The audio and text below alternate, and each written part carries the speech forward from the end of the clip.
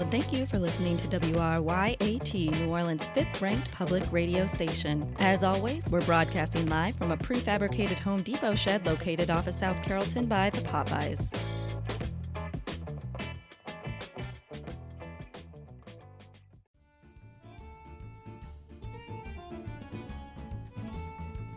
Hey, all y'all lovesick loonies out there. My name's Tommy Tulips, and I'm the gangsta love. And yes, I'm the same Tommy Tulips that used to run with the Beignet Boys Organized Crime Syndicate in New Orleans. And I'm doing life here in Angola Correctional Institute. You know, prison. But my time in the joint has softened my heart, and I learned a lot about dating and psychology. Because they only give you 2 books here, dating and psychology. So I want to try to give back and see if I can help reduce my sentence somewhat with the combination of my life experience as a mobster and my prison experience as a romantic prisoner. Let's get this right out of the way, okay? I'm ditching your letters this week. Sorry to all you letterheads out there, but I already burned all your letters so that they won't roll over to next week and we can start fresh. And also, keep warm. It's a form of self-care. Which brings us to today's topics. I want to talk to y'all about something that's very important in any long-lasting relationship, and it's not about your long-lasting relationship with your partner. It's about your long-lasting relationship with yourself, the longest-lasting relationship there is. I'm talking about self-care, a little me time, you know, a little me too time. Look, I'm just kidding, all right? I respect women, all right? Just kidding, don't write that down. Let me tell you, all right? In a way, we're all prisoners, right? Wrong, because I'm actually a prisoner. I got a life sentence here, okay? And it could be hard to get a little me time under those circumstances. But if I can get a little me time, so can you. Because there's a fucking guy jerking it next to me every goddamn night. So what's your fucking excuse, huh? Nothing. All right, take time for yourself, you idiot. I'm going to tell you how.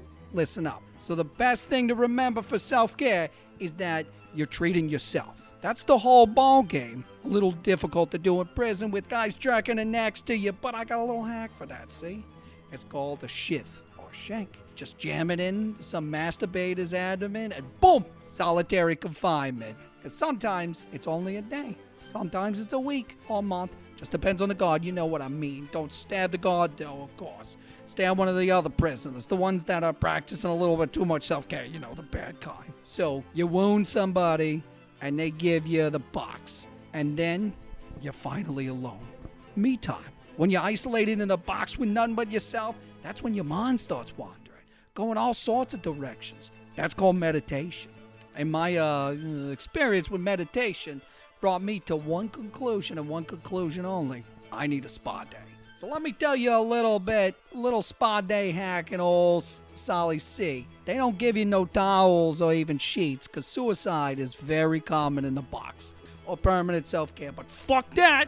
I don't recommend it if you just want a spa day. And like I said, you got no towel in here, so you just pop that shirt off, put a bunch of warm water on, and boom, over your eyes, a hot towel in your face. Man, what a treat. But now for the next hack. And this may be a little specific, so hey, don't shoot the messenger, because I'll shoot you right back, motherfucker. When I get thrown into Solly C, love Solly C, I try to get in a cell with, steam pipes that run and throw it. Again, depends on the guard, but try to get yourself a real crooked one, a real sleazy, ugly bastard, because you know you can work him over. You just gotta have the money. Toss a few his way and he looks the other way and you got yourself a cell with a steam pipe in it, baby. And you know what they say about steam pipes? They got steam hatches. Takes a little know-how and a little elbow grease, but you break that hatch open, oh boom, you got a sauna. Steam filling up the room, wet shirt in your face, complete darkness. You're getting really hot and sweating gallons, but if you want to roll with it, it's a good time. So you got your hot, you got your sweaty, your pores are open for business, and now you should be relaxed that you want to relax some more by cooling down. And how do you cool down in Solly C? Simple. You do a mud bath. But you might be saying, oh, I ain't got no mud bath. I figured, genius, I don't think you could be the first prisoner ever to have a mud bath in a box, okay? Unless, of course, you're swimming in your own shit. And hey, you know, some people do that, no shame, but, also a little shame. Suicide, ugh. If you're the kind of guy that's arrogant enough to swim in his own shit, then you're probably the same kind of guy that should probably think about offing himself. But you're the kind of guy that probably should, kill yourself. I'm sorry, everybody. Don't write that down. Anyway, to do a mud bath right in Solly Sea. You don't. You can get up close, though. You can get fed here once a day. They slide a plate of food through the slot at the bottom of the door, and you just take whatever vegetables they have on a plate, you mush them together, you spread them over your body, and boom, mud bath or thereabouts. You don't want to use the meat, though. If you mush that, it don't mush up well, and you're gonna need a lot of protein. Because you gotta get a carrot or you gotta get some spinach going. Ugh. If you get a cucumber, get one, okay? It's a fucking luxury. Get a cucumber if you can. Get them all intermingled, working it into a paste together. I found chewing them up and then spitting them out helps. And then you just get the cake in your body and all that slop. Oh, that's the way. The way to spa day in solitary confinement in prison. So anyway, in the interest of self-care, I've been carving out a shiv here to start the process anew. This ain't my first rodeo, though, so I'll be fine. No suicides for me. I hope you guys take care. I hope you guys also take my self-care advice, and you do a little something for yourself today, because if I can do it in here, you can do it out there. Again, I'm Tommy Tulips. Y'all stay self-romantic, and I'll stay in prison. I love you. Take care. Self-care. Hey, Raymond, when you're done jacking off, I'm going to show you the shit I made. Hashtag prison life. Are you looking for something special for that special someone in your family? Then come on down to Families, incest-themed swingers club for a taste of fruit from our family tree. Hi, I'm Bob Families. And I'm his sister, Lauren Families. When our dad opened the Families incest-themed swingers club, he had one goal in mind. And that was to create a kink space that's safe and family-friendly. Wink, wink. So if you're looking to slam your sister or bang your brother, then come on down to the judgment-free Families incest-themed swingers club for a reunion that will surely put a smile on her face. That won't be the only thing on my face, brother, because here in the Families incest-themed swingers club, relatives are relative. Real funny, Lauren. Well, you do know me, brother, inside and out. I sure do, sis. Families incest-themed swingers club is located at the corner of Gravel Road and Edifice Way in the heart of the CBD. Open 24/7. That's Families incest-themed swingers club. That's Families. Suck off your uncle and fuck the shit out of your cousins, asshole, at Families. It was an adequate day in Araby. It was an adequate day for Mr. Lee. But then my landlords left the oven on, the house burnt down while everyone was gone, and I still can't believe this is happening. Well, kids, good old Mr. Lee is in quite a predicament. It seems like everything I've worked for has gone up in flames, poof, in a blink of an eye, just ash. I spent the last 48 hours thinking and a-crying, screaming and a-bargaining with the all-powerful puppet masters themselves. Just me, a bundle of clothes, and my nicest neighbor mug, driving my car far away from my little town of Araby. That's right, Mr. Lee. You are in me, and we're heading to Gentilly. Just sit right there, 'cause we're gonna talk about self-care. Self-care is important, children. If you don't take the proper steps to protect yourself and your health, mental and physical, you could easily find yourself lost without purpose, just drifting day to day, wondering when things will click. When are things gonna work out? When will all of this be worth it? That's right, Mr. Lee. You have gassed me up in the past, and now it's your time to shine. Come on, Mr. Lee, let's go commit some serious crime.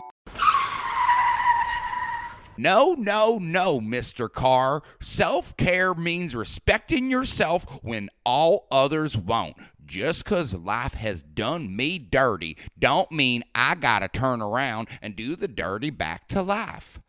I'm stronger than you think I am. I'm smart and I have a plan. I'm kinder than you think I am, and from this day I'll make a stand while others push and shove to get where they want to go. I'll kindly lend a hand and watch a friendship grow. Light's been green, you public access peon. Now move that very vocal vehicle. Okay, sorry about that.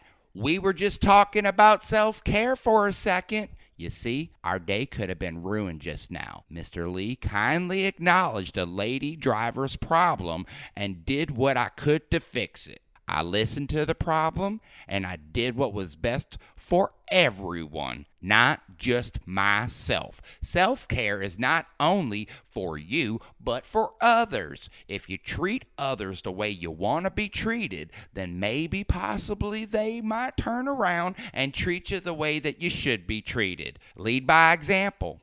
Then again, I can't promise anything. I never left the gas stove on, but my landlord sure did.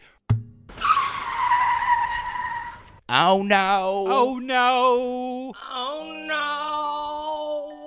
no! Whoopsie, Mr. Lee. Never meant to hit ya windscreen. In fact, I created that crack. Gonna be hard to get a brake tag for that. Hey, don't hit and run. Are you okay, Mr. Bird? We were just talking about self-care and making sure you were looking out for yourself because no one else will. The real world is a cold, cruel place, and Mr. Lee could sure use some help bringing the light and positive thoughts into it. Our new friendship is one that's token. My wing is definitely broken. Excuse me while I cry and moan. You broke my little hollow bones. Can I please use your phone? Call police to come protect and serve. Pull your car up on the curb. You really have a lot of nerve. Please don't flee, Mr. Lee. Okay, children, it seems like we have reached the end of our time together today. Remember, the world is cruel and cold, so we must be kind and warm. You are the most important person in your life. We can't win every day. The days we lose are actually the days we can gain the most. If my house didn't burn down, I would have never met my new friend, Mr. Bird. We are not friends. It was an adequate day in Gent Silly. It was an adequate day for Mr. Lee and me. Oh yeah, like I'ma be just fine. Oh, okay, officers. I'll pay the fine. And Mr. Bird, just bill me.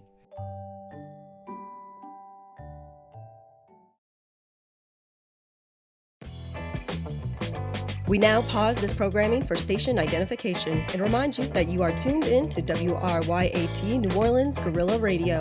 Learn more about our programming online at WRYATradio.com and follow us on Instagram at WRYAT Radio. As always, you can listen to this and previous radio broadcasts on Spotify or anywhere else you download or stream podcasts. Thank you for tuning in to WRYAT New Orleans Guerrilla Radio.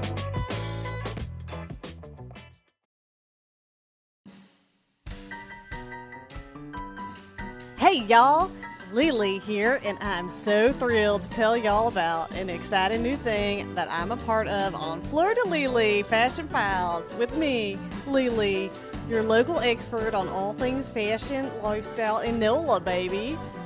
So we all know the South is known for only two things: rebelling against boring food and letting everyone know when your new baby has arrived.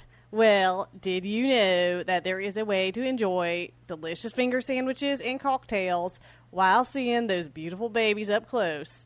It's time to throw away those annoying COVID masks and dress up in your best sundress and prepare yourself for the sip and see. After over a year of being holed away with Doug in the house and the government telling me I need a vaccine to go to Arby's, it is now time to get in the family truck and head over to those new baby mamas' houses. A sip and see is a wonderful tradition where the family of a newborn baby prepares snacks and drinks for friends and family to indulge in while passing around God's newest miracle. I am blessed to have scheduled myself for 12 sip and sees today, and I will be darned if I don't get to force my way into all of them. I am currently reporting from lucky number 7, and I have not stopped drinking and holding babies. I left the sandwiches to Doug, who said he can eat more, but I know his appetite better than he does. Anywho, I'm 7 babies deep and 15 Lily specials deep. For my diehard Lily Confederacy, which is what I call my biggest fans, a Lily special is 5 parts lemon vodka, 1 part cinnamon king cake vodka, and 3 parts ice with a splash of vodka, and 5 Splendas for taste. And needless to say, I'm living my best life here in my sister-in-law's bathroom with her newborn. Who's the cutest co-host? You are! You are! Well, folks, thanks to my iPhone 12 Pro, I can record video. And because I told everyone that I would change the baby's diaper, no one will interrupt my time with this cutie. You see, the problem with people today is that when a baby is born, they don't want to share. Some people may not be able to have littles of their own. Some people, like Doug, keep getting tested, but the dumb doctors tell us his sperm is healthy, and the issue has to be something else. Well, I know it's not me. I have been using my mint julep essential oil tinctures daily, and as my listeners know, it is the essential oil to essential childbirth. I have also been drinking a lot of mint juleps, and I don't see how those could hurt either. So now it's my time. I'm basically this baby's mother. The bonds of kinship are stronger than blood. Occupied. So, what are some activities at a sip and see that you can use for the Insta? Well, one of my favorite games is to play a game called Kiss Kiss with the baby's buttery soft forehead.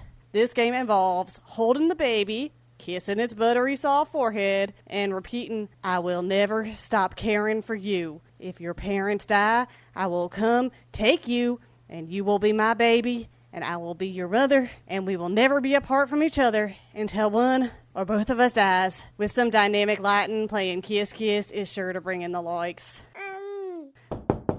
I'm busy in here. Say, have you ever put a pillow up your dress and told Doug he has to not ask why the pillow is there, but to pretend that I'm pregnant and pick baby names with me? Well, if you are looking for a romantic evening like this, there's nothing I can recommend more than using a down pillow. The feathers feel like little baby kicks as they prick your skin. Hey, Lily. Everyone is wondering where you are.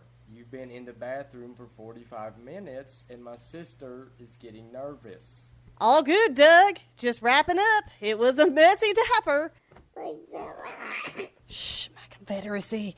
Now it is mama time, and you know what that means. Another Lily special. Hey, Lily.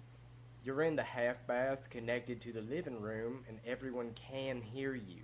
Listen, you need to bring the baby back. It's getting weird out here. All right, Doug.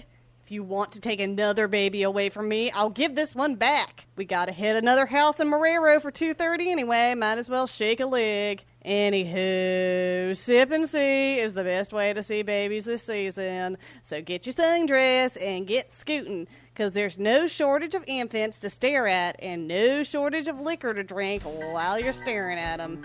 This has been Florida Mama.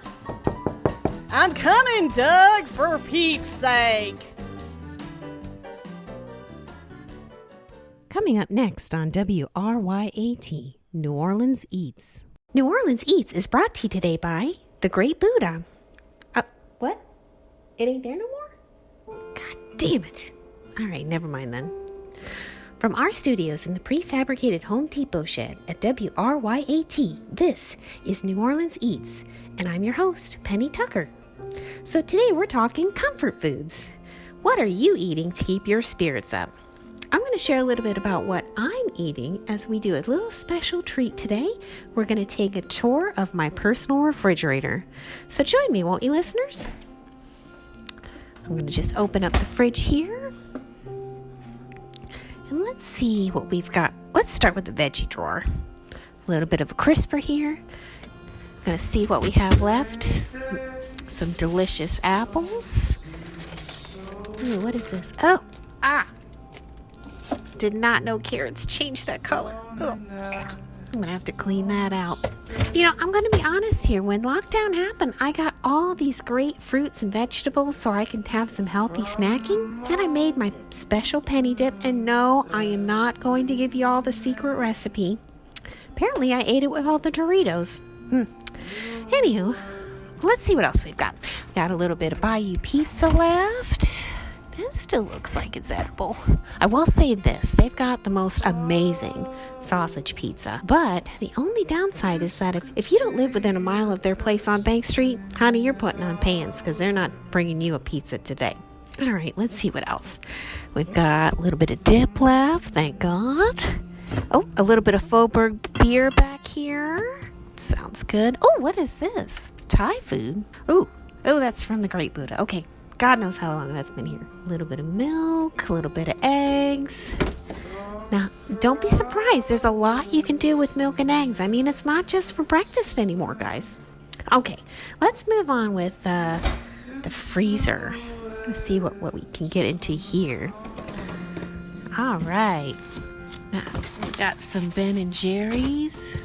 I got 1, 2, 3, 4, 5, 6. Perfect. I like to have a nice variety for Ben & Jerry's. You know, if you're going to do a Cherry Garcia, I would love pairing that with something that you're going to binge watch. Lucifer's coming out in September. You're going to have to watch all seasons of... Oh, Lucifer's coming out in September. You know you're going to have to watch season 1 through 5 on Netflix. And of course, if you got HBO Max, catch up on Friends. You thought you remembered it, but you don't. Of course, we got the Chunky Monkey. That's always going to be pairing nicely with a nice rom-com. Don't get too serious, notebooky, but I will say something more on the lighter side, maybe something to talk about. A nice pretty woman. Going to go delicious with that. My personal favorite, Oats of This World. If you like your cookie dough raw, not necessarily chocolate chip, it's a good thing. Now, what is this? All right.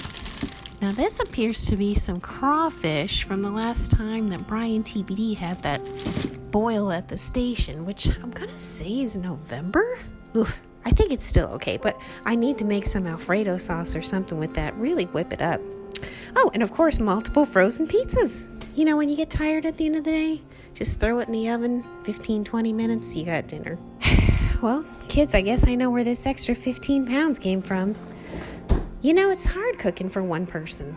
I'm going to say that. Have you ever tried to scale down a recipe just for one person? I mean, you go to all recipes and it's always for 4 or 6 or 8 and you change it to 1 and you're like shamed into it. Like, who measures 1/8 of a teaspoon?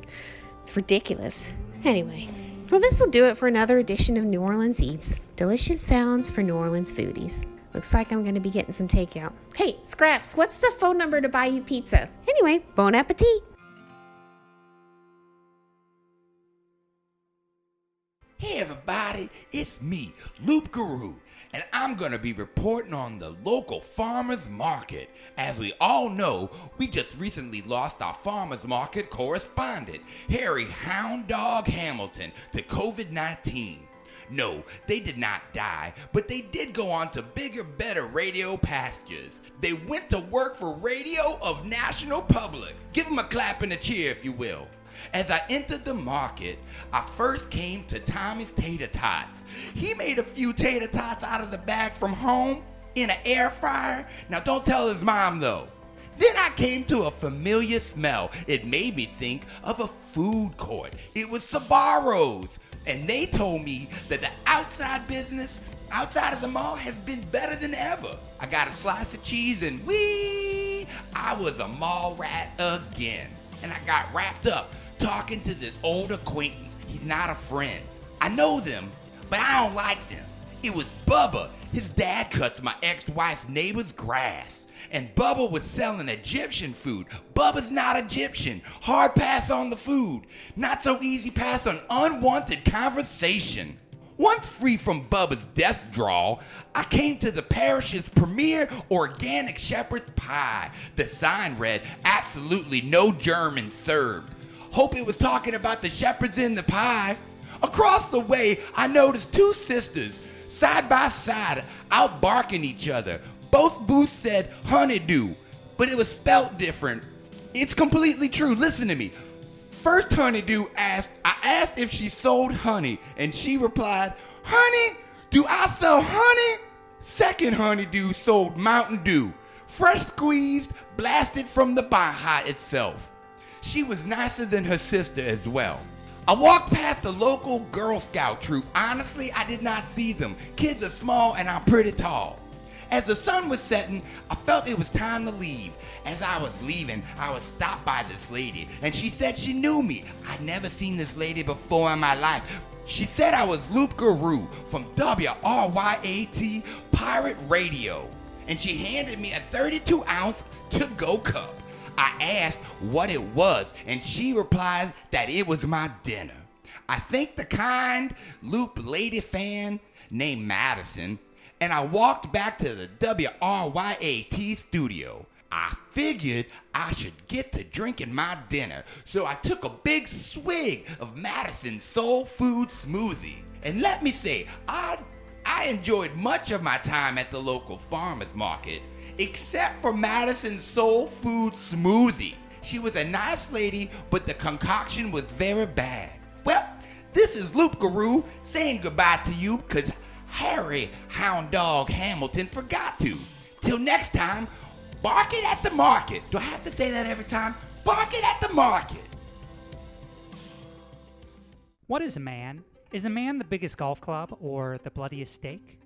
Is a man the most hirsute, or someone with the stoutest midsection, or the passport with the most European Union stamps? Is a man the most well-traveled podcast host? I asked everyone, from my building's doorman to my barista, from my smart car mechanic to my coffee sommelier, from my career coach to my coffee drinking coach, and they all said that they were willing to consider me a man if I wanted them to. But how would they know I'm a man?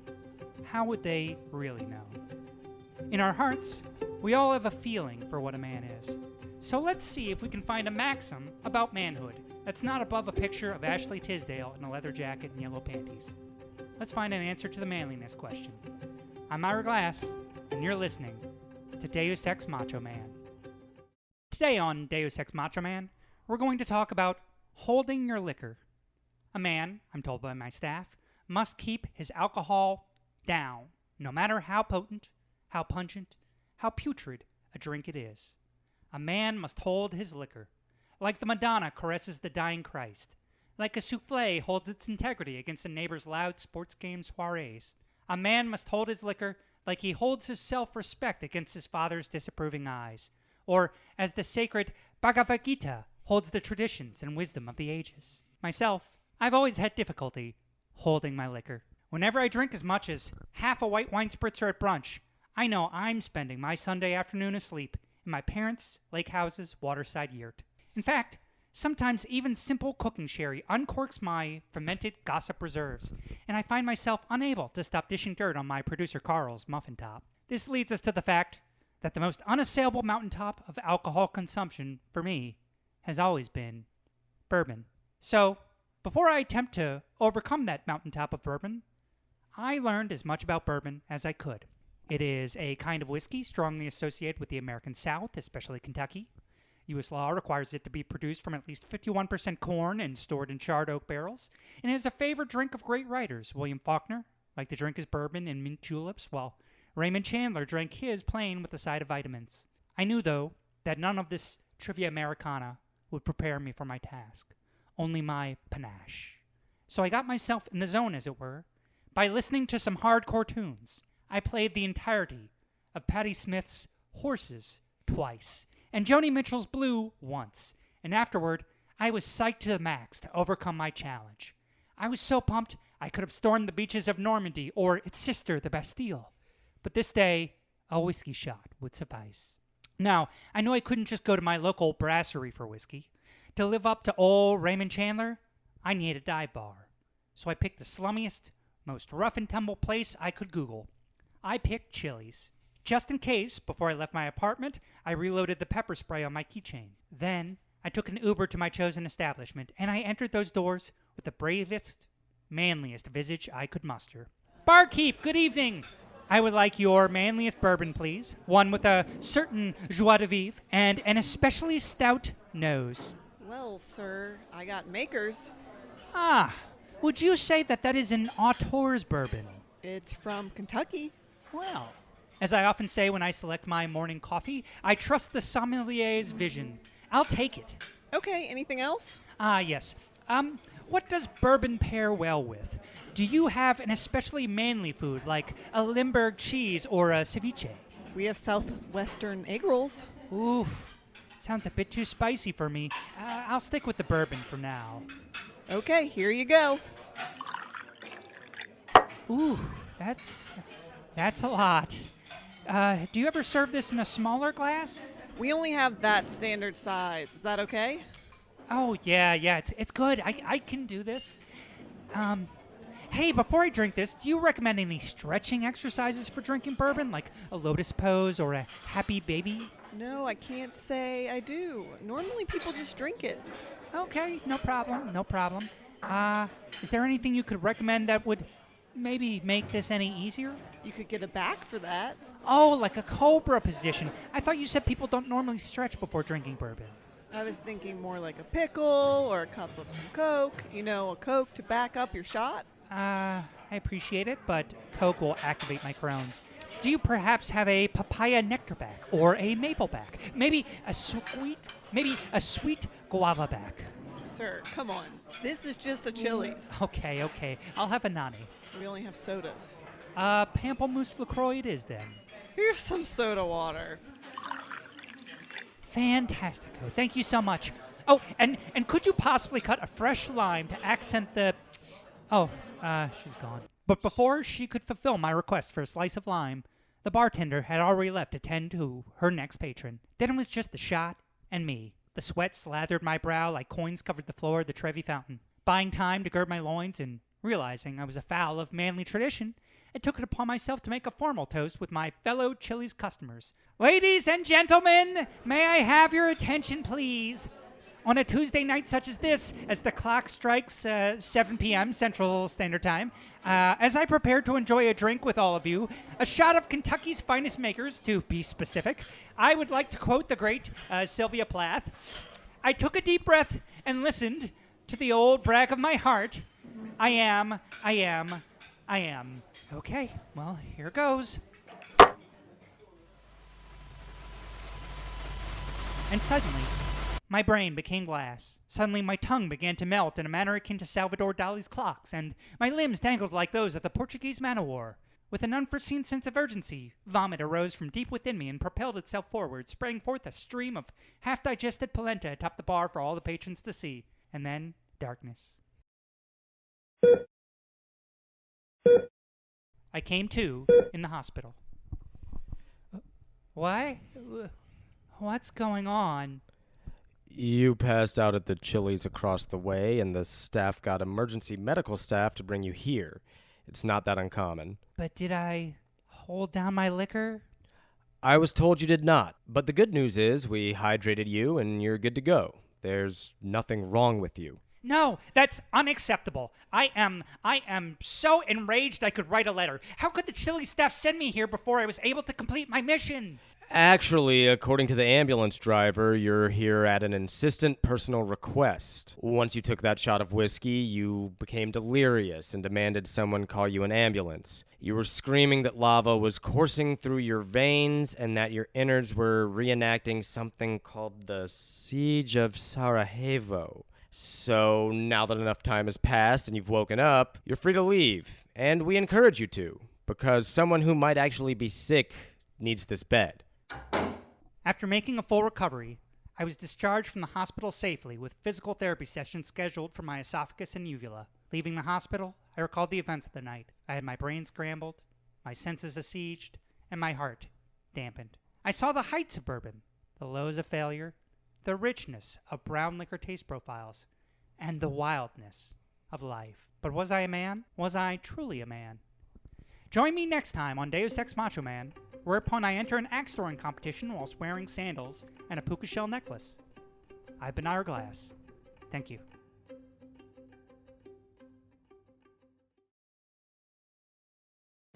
This is WRYAT New Orleans Guerrilla Radio. Thanks for listening, and we'll see you next time.